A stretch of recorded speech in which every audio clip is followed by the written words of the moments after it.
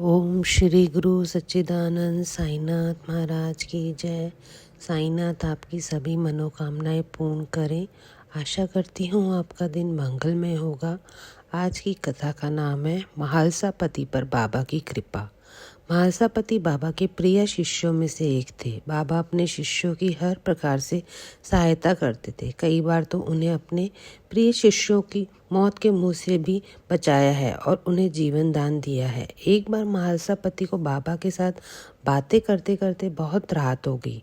वह भोजन करना भूल गए थे, इसलिए भोजन करने के लिए घर जाने लगे।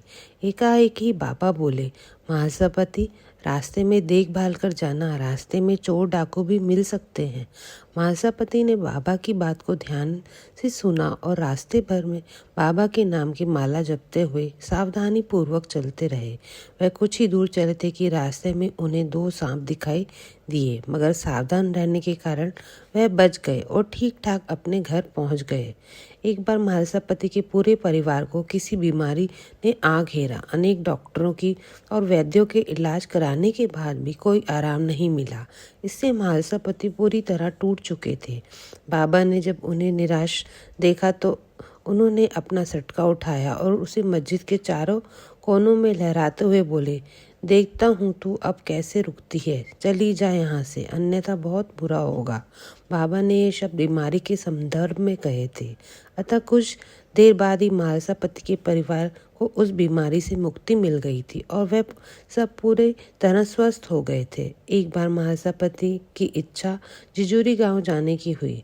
जिजूरी गांव में खंडोवा पर्व बड़ी धूमधाम से मनाया जाता था, लेकिन प्लेग फैलने का समाचार सुनकर उन्होंने अपना कार्यक्रम स्थगित कर दिया। जैसे ही महालसापति ने घोड़ा गाड़ी को वापस चलने का आदेश दिया तो उन्होंने देखा कि बाबा स्वयं उनकी गाड़ी के पास खड़े हैं। महालसापति को बाबा की महिमा समझते देर नहीं लगी, अतः वह निष्कंटक होकर फिर जिजूरी गांव की ओर यात्रा पर निकल पड़े। बाबा ने जब इस बारे में पूछा तो महालसापति भावुक होते हुए बोले, बाबा, आपकी महिमा कोई नहीं जान पाया, आपकी महिमा अपरंपार है।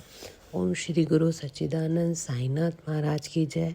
आशा करती हूँ मेरे द्वारा सुनाई कहानी आपको पसंद आएगी। प्लीज़ लाइक और सब्सक्राइब करें। ओम साई राम। धन्यवाद।